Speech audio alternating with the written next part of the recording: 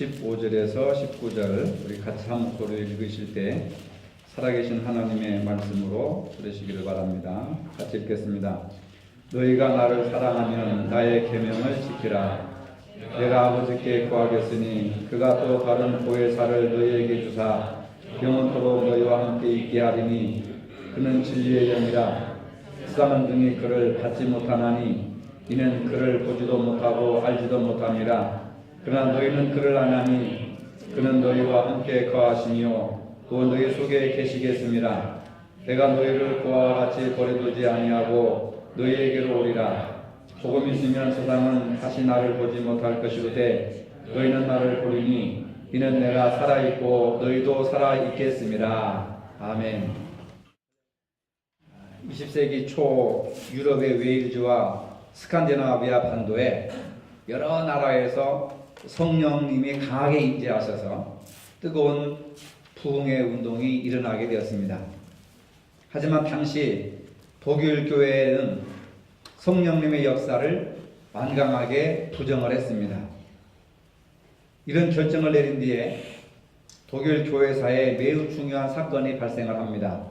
히틀러와 나치 정권의 출현입니다. 1930년대 독일 사회에 나치당이 권력을 잡았을 때에 교회는 그들의 배후에 악한 영의 세력이 역사한다는 것을 알았음에도 불구하고 그들과 맞서서 싸우기는커녕 동조하고 지지하는 그러한 선언을 하게 됩니다. 심지어는 히틀러가 예수 그리스도를 대신한 구세주라고 인정하는 교회가 등장하게 되었습니다. 여러분들이 아시는 바와 같이 히틀러가 유태인들 600만 명을 비참하게 살해한 사건들을 우리가 역사 속에서 보고 있지 않습니까? 교회가 그러한 일에 동조하고 지지했다 그 말입니다. 그리스도의 몸된 교회에 마귀의 세력과 싸울 능력이 없었던 것입니다. 지금의 한국교회도 이런 시험대 위에 놓여 있습니다. 신천지를 비롯한 수많은 이단들이 우후죽순처럼 일어나고 있습니다. 교회를 도전하고 있습니다. 영적으로 사회적으로 말할 수 없는 비참한 처지에까지 한국교회가 그리고 한국사회가 몰려있던 것을 보게 됩니다. 교회가 세상에서 비판받고 있는 것이 현재 한국교회의 상황입니다. 그렇다면 오늘 우리가 살고 있는 이 사회는 어떻습니까? 우리가 살고 있는 이 사회 역시 말할 수 없는 비참한 지경에 처하고 있습니다. 가정이 깨어지고 자살하는 사람들이 늘어나고 아이들은 점점 거센 경쟁으로 내몰려 나가고 있고 갈수록 실업률이 높아져 가고 있고 경제적인 양극화 현상이 두드러지게 나타나고 있습니다. 그렇지만 이러한 실제적인 문제를 정부도 학교도 뾰족한 답이 없다고 하는 겁니다. 문제는 많은데 답이 없는 것입니다. 사실 이 모든 것은 신앙의 문제요, 영적인 싸움의 문제라고 볼 수가 있습니다. 영혼을 놓고 벌이는 영적인 싸움의 문제의 근원이 있다고 하는 겁니다. 이 싸움을 감당해야 할 교회가 영적인 힘을 잃어가고 있다고 하는 것에 문제가 있는 것입니다. 교회가 갈 길을 잃어버린 것입니다. 예수님은 영생에 대해 말씀하시면서 나는 길이요 진리요 생명이니 우리가 이 땅에 살아가면서 어떤 길로 가야 되고 어떤 진리를 따라가야 되고 어떤 진리를 따라가야 생명을 얻는 것인지를 예수님이 말씀해 주셨음에도 불구하고 오늘 한국교회는 길도 잃어버리고 진리도 잃어버리고 생명을 잃어버렸다 그 말입니다. 교회 안에는 미움과 싸움과 시기와 질투가 난무하고 교회 밖에는 이단의 세력들이 판을 키우고 있는 혼란과 무질서가 지금 난무하고 있는 세상이 되어버렸다는 것입니다. 이러한 현상에서 예수님께서 한국교회를 보시고 무기력한 우리들의 모습을 보시고 뭐라고 말씀하실까? 오늘 본문에 보면은 십자가를 지시기 위해 떠나가시면서 예수님은 제자들이 염려가 되셨던지 한국교회를 보시고 염려가 되신 예수님께서 내가 이 제자들을 두고 십자가를 지고 죽으면 이 제자들이 어떻게 될까? 염려가 되셨던지 여러 번 반복하셔서 말씀하시는 부분이 있습니다. 지난주에 말씀드렸듯이 먼저는 기도에 대해서 여러 번 반복하셨고 그 다음에 성령에 관하여서 여러 번 반복하셨던 것입니다. 기도하면서 너희들의 자리를 지켜라. 그래 멀지 않아 성령님이 성령을 보내줄 것인데 성령이 너희들의 앞길을 인도할 것이다. 이걸 요한복음에서 계속해서 반복하고 있는 것을 보게 됩니다. 기도에 대한 이야기를 지난주에 설교를 했습니다. 여러분들이 한 주 동안 사시면서 내가 어떻게 기도하고 얼마나 기도해야 될지를 얼마나 생각했는지 모르겠습니다. 가끔 목회를 하면서 성도들과 상담을 할 때가 있습니다. 가정의 어려운 일, 자녀들이나 또 경제적인 문제나 건강의 문제 힘들어할 때에 이야기를 들어주고 그리고 기도를 해줍니다. 그리고 마지막에 제가 기도하십시오. 용기를 잃지 마시고 기도하십시오. 저도 위에서 기도하겠습니다. 사실 기도하라고 하는 말이 인사말이 아니에요. 집사님 어려운 일이 있으니까 기도하세요. 인사말이 아닙니다. 기도하라고 하는 얘기는 무슨 얘기냐? 이런 의미가 담겨져 있는데 사람들은 그냥 목사니까 할 말이 없으니까 기도하세요 라고 이야기를 하는갑다 그렇게 생각하는데 절대로 그게 아닙니다. 어떤 문제가 있을 때 기도하라고 하는 얘기는 그 문제를 놓고 기도하는 중에 깨닫는 일에 순종하라고 하는 겁니다. 예를 들어 어떤 문제를 놓고 기도하는데 하나님께서 갑자기 어떤 깨달음을 주실 때가 있습니다. 회개하며 끊어야 할 부분들이 있다면은 기도하는 중에 그런 생각이 있다고 한다면 그걸 즉시 끊어버리라고 하는 겁니다. 깨어진 관계에 대해서 말씀하시며 화해하라고 하시면 기도를 이어가기 전에 화해를 하라는 것입니다. 기도하는 가운데 미운 사람이 생각나면 그 미움을 버리라고 하는 것입니다. 기도하는 중에 하나님과 나의 관계를 바르게 해야 그 문제를 놓고 기도할 때에 응답이 되는 것이고 문제가 해결되는 것인데 목사가 기도하십시오 하면은 그냥 할 말이 없으니까 기도하라고 하는 것 같다 하고 기도도 하지 않습니다. 물론 기도하는 사람이 있는데 기도를 왜 하라고 하는지를 모르고 그냥 이 문제 해결해 주세요. 이 문제 해결해 주세요. 자식이 변화가 되게 해주세요. 남편이 변화가 되게 해주세요. 교회 나오게 해주세요. 부흥 되게 해주세요. 안 되는 겁니다. 여러분. 교회 부흥을 위해서 여러분들이 얼마나 많이 기도했습니까? 부흥이 됩니까? 가정의 변화를 위해서 여러분들이 얼마나 많이 기도했습니까? 가정의 변화가 됐습니까? 물론 되는 경우도 있겠지만 대부분 안 되는 경우가 있어요. 왜 안 되느냐? 기도하라고 했을 때는 내가 하나님 앞에 버리고 깨어지고 끊어야 하고 회개해야 될 부분들이 무엇인가 그것을 알고 빨리 하나님 앞에 처리하라는 거예요. 처리할 부분들이 있으면 빨리 처리하라는 겁니다. 그렇게 처리가 된 다음에 남편을 위해서 기도하든 자식을 위해서 기도하든 교회를 위해서 기도하든 기도가 하나님 앞에 상달되는 것이지 무조건 그냥 되게 해주세요, 갖게 해주세요, 얻게 해주세요, 성공하게 해주세요, 취직하게 해주세요 해가지고 되는 것이 아니다 그 말이에요. 그러니까 기도하는 가운데 하나님의 세명 음성을 들어야 됩니다. 하나님과의 관계가 어디가 잘못되었고 또 이웃과의 관계 속에서 내가 무엇이 문제인가 그것을 성찰하는 시간이 기도의 시간인데 우리는 그냥 그런 것을 싹 무시해버리고 그냥 답답해가지고 뭐 달라고만 하잖아요. 그 답답한 마음을 모르는 것이 아니라 질서가 있고 법칙이 있단 말입니다. 그래서 성경에도 보면은 제단에 와서 제물을 드리기 전에 먼저 형제와 화해할 일이 있으면은 가서 제사를 드리기 전에 가서 먼저 화해하고 와서 제물을 드려라 또는 제사를 드려라. 그럴 때 내가 받아주겠다. 성경의 원리입니다. 그래서 늘 어려움이 있다고 하소연하는 사람들 있으면 기도하세요. 그러니까 이 어려움을 해결해 주세요. 기도 응답이 안 온단 말입니다. 이 어려움이 왜 왔는지, 이 어려움을 통해서 하나님이 나에게 뭐라고 말씀하시는지, 내가 어떤 부분들이 깨어져야 되고 변화돼야 되고 회개해야 될 부분들이 무엇인지 그것을 깨달아서 그 문제를 해결한 다음에 그리고 나서 그 문제에 집중해서 기도할 때 응답이 오는 것이다 그 말입니다. 그런데 그걸 실천하지 않습니다. 그러니까 무기력해지는 거예요. 내가 왜 기도하는지, 이 문제를 하나님이 왜 허락하셨는지, 이 문제를 해결하기 위해서 하나님은 나에게 뭐라고 하시는지, 이런 깨달음이 있을 때에 온전한 기도를 드릴 수가 있다 그 말입니다. 요한복음 14장에서 16장까지 읽어보면 성령에 관한 말씀이 4번이나 반복해서 나옵니다. 반복한다는 것은 그만큼 중요하다는 것을 이야기하고 있습니다.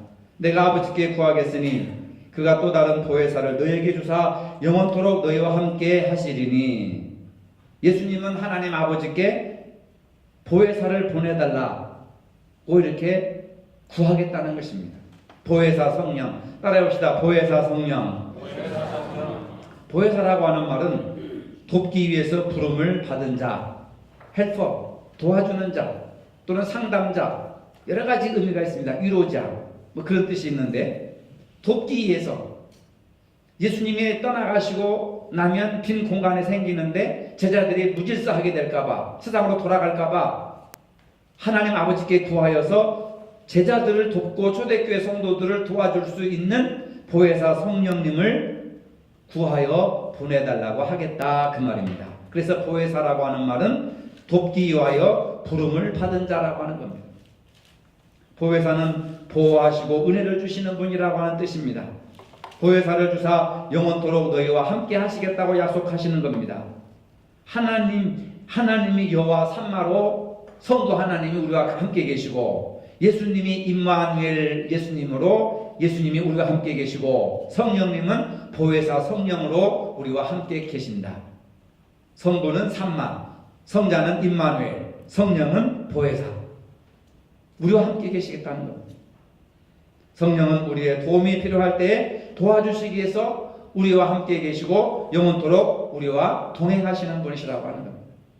지금은 성령 시대라, 예수님이 부활하시고 승천하신 이후 성령을 보내주셔서 지금은 우리가 성령님과 동행하는 시대가 되었다 이 말입니다.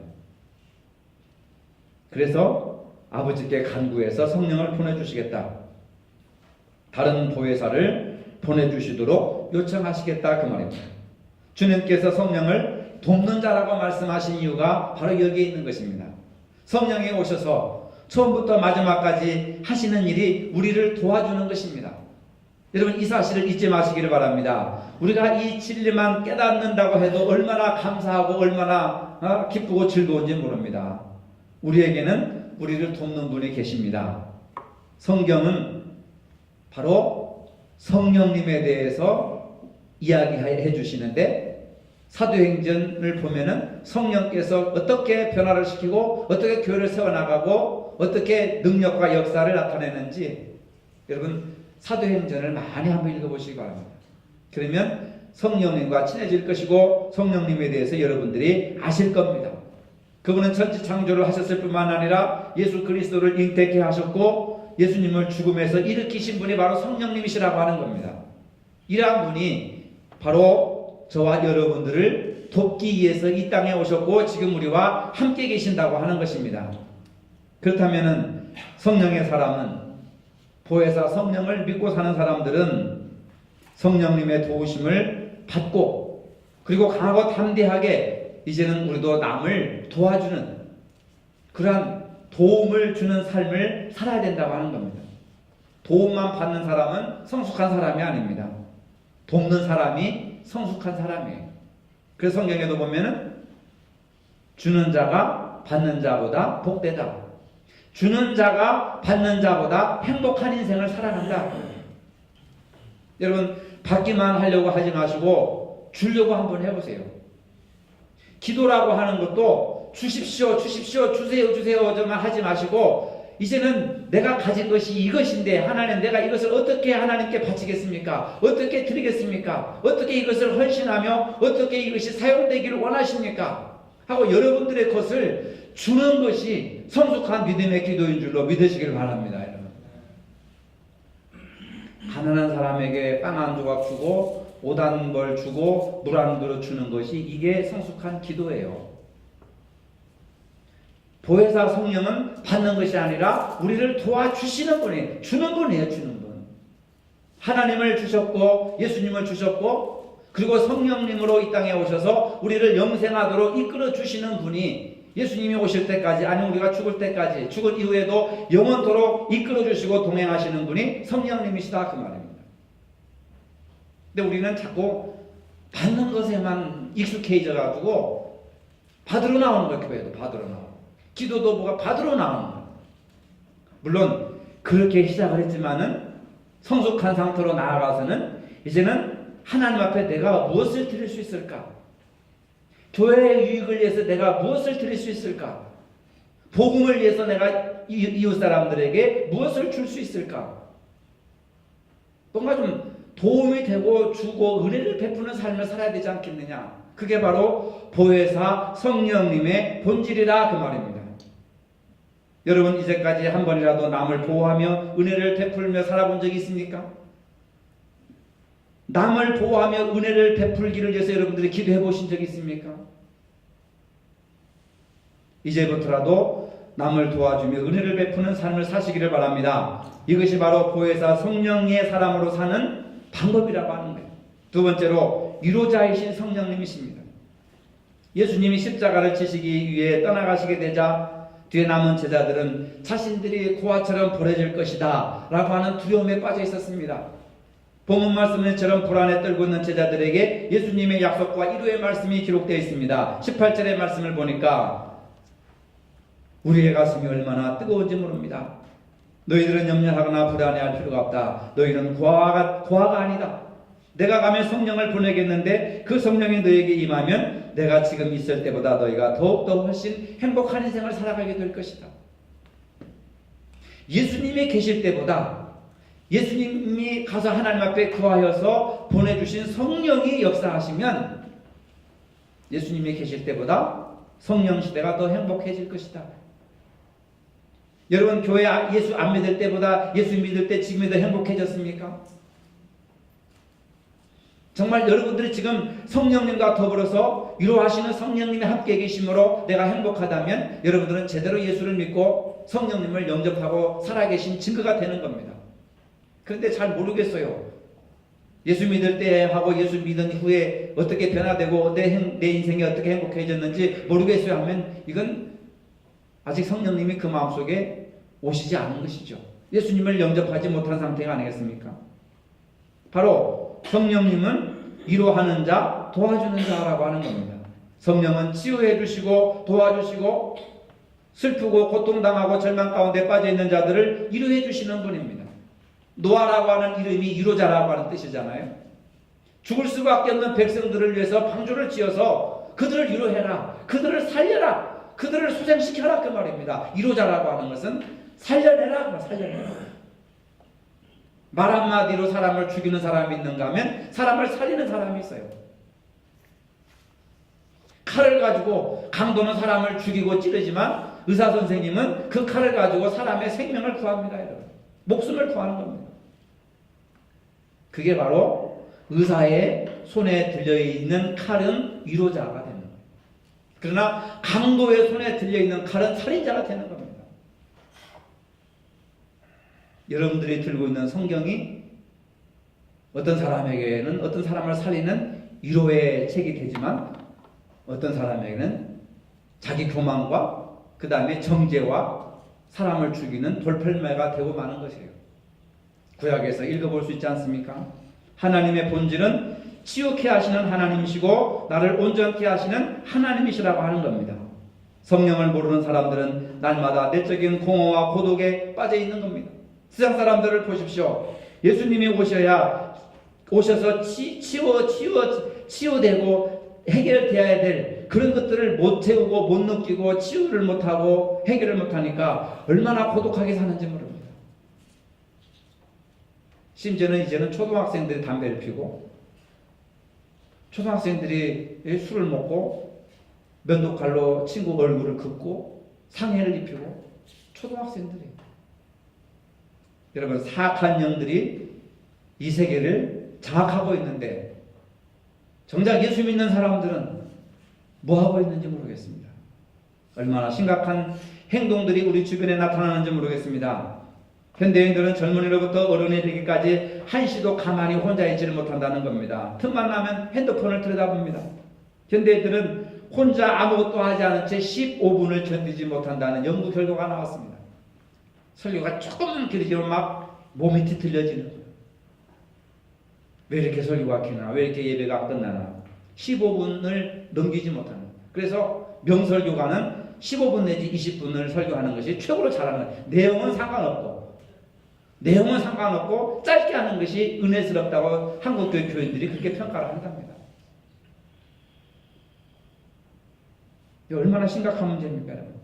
혼자 힘으로 고독을 견딜 힘을 상실하고 있는 겁니다. 스스로 고아가 되어버린 것입니다. 고독해서 자유롭지 못하고 있는 것입니다. 그러나 성령을 통해서 예수님을 모시고 있는 우리는 달라야 되는 것이죠. 우리 역시 인간이기 때문에 그런 마음이 들기는 하지만은, 그러나 우리 안에 예수님이 계시고 성령님이 계신다고 하는 것, 우리 영혼에 성령의 능력으로 빈 그릇을 채우신다는 것을 믿으시기를 바랍니다. 그의 생명의 풍요로움이 우리의 마음을 물된 동산처럼 만들고 계신다고 하는 사실이에요. 주님은 절대로 우리를 혼자 두지 않으신다고 하였습니다. 고아와 같이 버려두지 아니하시리라. 암탉이 병아리를 품에 안듯이 내가 너희를 품은 적이 얼마나 있었더냐. 왜 내 사랑을 몰라주느냐. 하나님은 우리와 함께 영원토록 함께 계신다고 하셨습니다. 나는 고아가 아닙니다. 하나님은 절대로 나를 고아처럼 내버려 두지 않으신다고 말씀해 주셨습니다. 어떤 경우에 처할지라도 주님은 우리와 함께 하시는 것을 믿으시기를 바랍니다. 근데 안타깝게도 소위 예수 믿는다고 하는 사람들, 예수님에 대해서, 성령에 대해서 알고 있다고 하지만은 그럼에도 불구하고 고아처럼 두려워 힘들어하는 모습을 보게 되는 것입니다. 머리로 알고 있는 예수님, 지식으로 알고 있는 예수님, 마음으로 알고 있는 예수님과 다르다는 겁니다.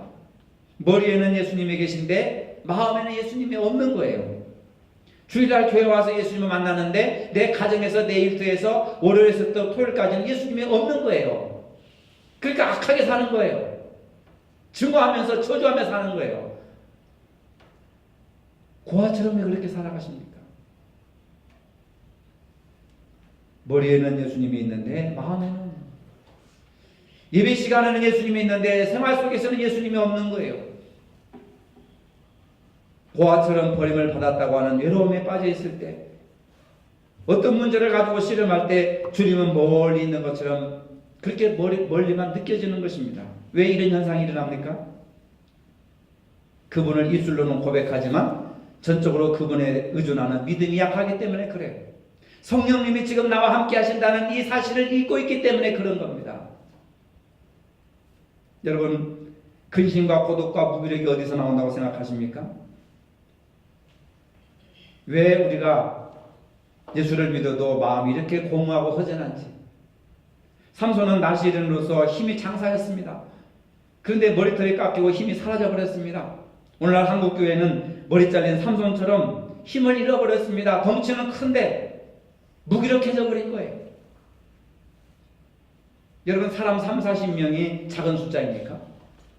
예수님은 12명을 데리고 역사를 변화시키고 인류를 구원시키기 위해서 무모한 도전을 시작하신 거예요. 근데 그 12명의 면면이를 한번 보세요. 여러분, 얼마나 능력있고 권세있게 살았습니까? 저는 이 여러분들 40명 정도가 적은 숫자라고 생각하지 않아요. 어떤 기준에 의하면 적은 숫자지만은, 그러나 한 생명의 천하보다도 귀하다고 하는 창조주적인 관점에서 보면은 우리 한 사람이 얼마나 소중한 건지 모릅니다. 근데 힘이 없는 거예요. 한국교회가 힘이 없습니다. 능력이 없는 거예요. 삼손처럼 덩치는 큰데 머리카락이 없기 때문에, 잘려버렸기 때문에 무기력하게 살아가는 거예요. 어떤 유대인 청년이 에클레이라고 하는 사람을 찾아와 이렇게 말합니다. 아니, 왜 나보고 자꾸 예수를 믿으라고 합니까? 내가 무슨 이유로 예수를 믿어야 합니까? 십자가에 체험된 젊은이를 내가 왜 믿어야 합니까? 막 이렇게 도전을 하는 거예요. 그러니까 이 에클레이라고 하는 분이 이렇게 대답합니다. 예, 당신 말이 맞습니다. 예수님은 십자가에 처형되었지요. 그러나 그분은 지금도 살아계셔서 내 마음속에 역사하고 계십니다. 나는 날마다 그분과 함께 동행하면서 그분과 이야기하고 그분과 함께 인생의 모든 문제를 다 극복하고 있지요. 지금 그분은 내 안에 살아계시는데 그분이 안 보입니까? 이렇게 대답을 한 거예요. 유대인 청년이 이런 예수님을 알 리가 없고 눈에 보일 수가 없지요. 믿음이 없는 사람인데 어떻게 그 말을 알아듣겠습니까? 목사가 설교를 하는데 믿음이 없으면 알아듣지를 못하는 겁니다, 여러분. 그래서 에클레이라고 하는 이 사람이 집으로 돌아와서 성령의 감동을 받아가지고 시를 썼습니다. 그게 찬송가 162장입니다. 다시 사신 구세주 나 항상 섬기네. 온 세상 조롱해도 나 주 정령 사셨네. 그 은혜로운 손길 부드러운 음성 내 평생 주님 함께 늘 계시네. 예수 예수 늘 살아계시네. 내 맘에 살아계시네. 늘 살아계시네. 162장 찬송가 작사를 한 겁니다. 오늘 여러분들에게 이분처럼 예수님이 늘 살아계심을 믿습니까? 머리로만 믿는 게 아니에요. 머리로만 아는 게 아닙니다. 내 마음 속에서, 내 입술 속에서, 내 삶 속에서 예수님이 살아계시고 부활하시고 승천하시고 성령님이 지금 나와 동행하시다는 것을 여러분들이 고백해야 된단 말입니다. 예수님이 늘 살아계심을 믿습니까? 고백할 수 있습니까? 증거할 수 있습니까? 오늘 성령이 나와 함께 하시니 믿어집니까, 여러분? 그렇다면 이제는 우리가 위로자가 되어야 합니다. 슬퍼하고 울고 고통과 절망 가운데 있는 사람들을 치료하고 위로하는 성령의 일꾼으로 살아야 된다, 그 말입니다.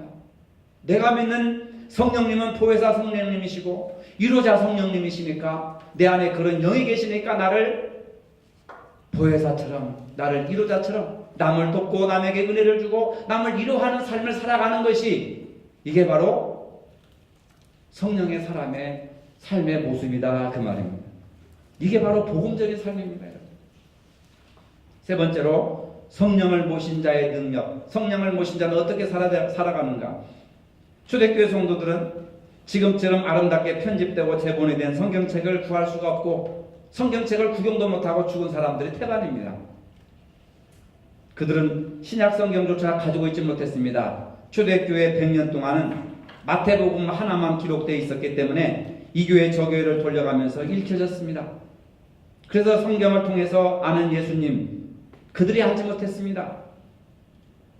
우리가 알고 있는 예수님에 대해서 10분의 1도 그들은 알지 못했을 것입니다. 그런데 초대교회 교인들은 능력있고 풍성한 삶을 살 수 있었던 이유가 무엇이냐?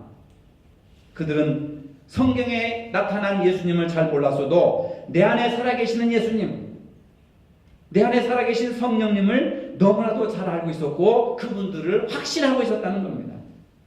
나와 함께 동행하시는 예수님과 성령님을 너무나도 잘 알고 있었기 때문에 그들과 함께 하신 예수님의 힘, 성령님의 힘으로 다닐 수가 있었던 겁니다. 실제로 베드로와 요한이 성전 앞을 지나가면서 성전을 향해 기도하러 가는 중에 성전 앞에 구걸하고 있는 안진뱅이가 있었지 않습니까? 그 뭐라고 그랬습니까? 은과 금은 내게 없거니와 내게 있는 것으로 내게 주노니 곧 나사렛 예수의 이름으로 일어나 걸어라 하니까 안진뱅이가 벌떡 일어난 거예요. 초대교회 교인들은 성경을 가지고 있지는 않아도, 지식을 가지고 있지는 않아도 나사렛 예수 그리스도의 이름을 가지고 있었고 가는 곳마다 나사렛 예수 그리스도의 이름을 활용하고 사용을 하고 다른 사람을 도와주는 일을 했다, 그 말입니다. 근데 우리는 나사렛 예수 그리스도의 이름을 가지고 있으면서도 슬퍼하고 상처받고 울고 낙심되고 절망되어 있는 사람들을 보면 그 이름으로 저주를 해버리는 거예요. 그러니 교회가 무슨 힘이 있겠습니까? 그러니 신천지가 판을 치는 거 아니에요. 여러분, 우리는 아무것도 없습니다. 금가원도 없습니다. 다만 있는 것은 뭐예요? 내가 믿는 것은 예수 그리스도입니다. 믿으시기를 바랍니다. 예수 그리스도의 이름으로 그 사람을 도와주는 거예요. 돈만 준다고 해서 도와주는 게 아니잖아요. 예수 그리스도의 이름의 권세와 능력이 그 사람을 일으켜 세웠어요. 여러분, 이제부터 나는 예수밖에 없습니다. 나는 성령님밖에 없습니다. 그 마음 가지고 예수님을 이렇게 예수님의 이름으로 도와주세요. 성령님의 이름으로 그를 축복해주고 감사해주고 감싸주고 위로해주고 헌구해주고 그게 천국이고 그게 아름다운 사랑의 공동체의 교회 모습이고 예수 믿는 내가 행복해지는 거야. 그렇게 살면. 강원도 예수원에 대천덕 신부님이 계셨는데 지금도 예수원 하면 아주 우리나라에서 유명한 영성 수도원입니다. 그 대천덕 신부님이 외국인인데 평생 동안 우리나라에 와서 강원도 꼴짝이에서 영성 수련을 하면서 하셨어요. 수도원으로서. 근데 그분 할아버지가 R.A. 토레이인데 지금도 그분의 책이 많이 쏟아져 나오고 있습니다. R.A. 토레이라고 하는 목사님이 성령 충만한 글을 아주 많이 썼는데 책을 보면은 그분이 이렇게 글을 쓰고 있습니다. 나는 아침에 일어나면서 성령 충만을 위해 기도한다. 하나님 성령 충만하게 도와주십시오. 왜냐하면 성령 충만하지 않으면 오늘 하루 나는 너무나 쉽게 흔들릴 수 있는 사람이기 때문입니다. 또 이렇게 고백을 합니다. 하나님 제가 성령 충만하다고 느끼지 못할 때에 함부로 말하지 않도록 도와주십시오. 성령 충만하지 않을 때 말하면 시련이 되기 쉽고 다른 사람에게 상처를 주기 쉽기 때문입니다. 하나님 제가 성령 충만하지 않으면 제 인생의 중요한 결정을 하지 않도록 도와주십시오. 성령 충만하지 않으면 제 결정은 잘못될 가능성이 항상 있기 때문입니다. 여러분 얼마나 감동적이고 얼마나 위대하고 얼마나 멋있는 그런 삶을 살았습니까? 범사에 눈만 뜨면 성령님을 찾고 성령님께 기도하고 대화하고 그 다음에 성령 충만하기 전에 어떤 말도 하지 않고 어떤 결단도 하지 않고 어떤 행동도 하지 않도록 왜? 다 실수할 수 있고 나 때문에 다른 사람에게 해가 되기 때문에 그래서 먼저 성령 충만함을 간구하고 성령 충만한 다음에 모든 것을 행했다고 하는 겁니다. R.A. 토레이 목사님은 이처럼 성령 충만을 목표로 삼은 거예요. 여러분들의 목표가 뭡니까? 인생의 목표가 뭡니까? 땅 한 평 드리고 아파트 평수 드리는 겁니까? 여기에 목숨을 거는 분들 많이 있죠? 죽을 때 이런 거 그거 가지고 가십니까?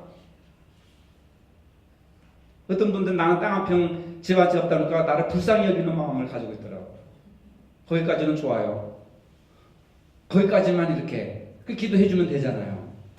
반대로 많은 걸 가진 것을 자랑스럽게 생각하면 그 하나님께 자랑거리 아무것도 아닙니다, 여러분. 물론 그것도 중요하지만 그보다 더 중요한 것은 성령 충만을 먼저 구하시길 바랍니다.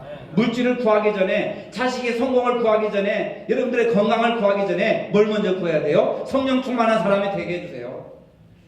성령 충만한 내가 되고 성령 충만한 가정이 되고 성령 충만한 교회가 되게 해주세요. 이것을 우리가 기도해야 돼요. 왜? 그렇지 않으면 다른 사람들에게 상처를 주는 사람이 되고 상처를 주는 사업이 되고 상처를 주는 교회가 되기 때문에 하나님의 영광을 가리고 예수님의 가슴에 못을 또 바꿔버리는 것이 되기 때문에 뭘 하기 전에 우리가 먼저 성령 충만을 해야 된다.